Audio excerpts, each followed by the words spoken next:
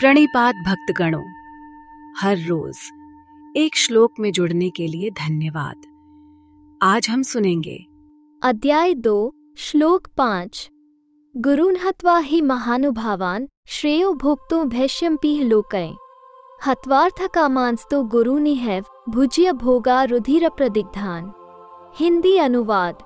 ऐसे आदरणीय महापुरुष जो मेरे गुरुजन हैं को मारकर सुखपूर्वक जीवन व्यतीत करने की अपेक्षा तो भीख मांगकर इस संसार में जीवन निर्वाह करना अधिक श्रेयस्कर है।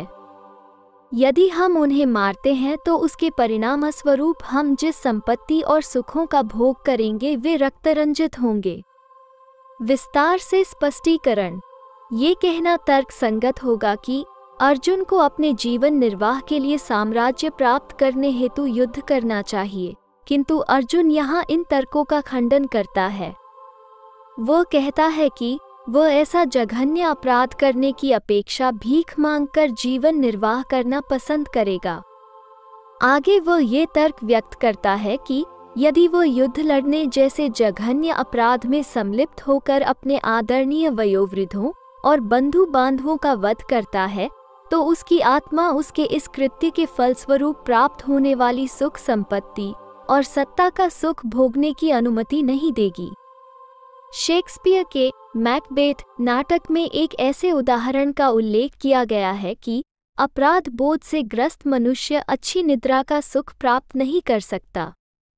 छल कपट आदि बुरे कर्मों से प्राप्त की गई संपत्ति और सत्ता से सुख और चैन छिन जाता है। मैकबेथ स्कॉटलैंड का एक सम्मानित व्यक्ति था। एक बार यात्रा के दौरान स्कॉटलैंड का राजा रात को विश्राम करने के लिए उसके घर ठहरा था। मैकबेथ की पत्नी ने उसे राजा की हत्या कर उसका राज सिंहासन पाने के लिए उकसाया। मैकबेथ ने उसके परामर्श को स्वीकार कर राजा की हत्या कर दी और उसके पश्चात वो और उसकी पत्नी राजा और रानी के रूप में स्कॉटलैंड के सिंहासन पर बैठ गए। 1 वर्ष के पश्चात मैकबेथ अपने महल में अपनी रातें जागकर व्यतीत करने लगा। लेखक लिखता है, मैकबेथ ने षड्यंत्र रचकर सोए हुए राजा को मारा था, इसलिए मैकबेथ रात को कभी सो नहीं पाया।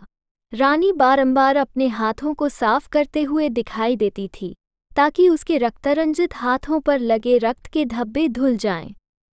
इस श्लोक में अर्जुन ये संवेदना प्रकट कर रहा है कि यदि वह युद्ध कर इन श्रद्धावान महानुभावों का वध कर देगा तब उसके हाथ भी रक्तरंजित होंगे और उसकी आत्मा उसे किसी भी प्रकार का राजसी ठाठ बाट और राजसत्ता का सुख भोगने की अनुमति नहीं देगी।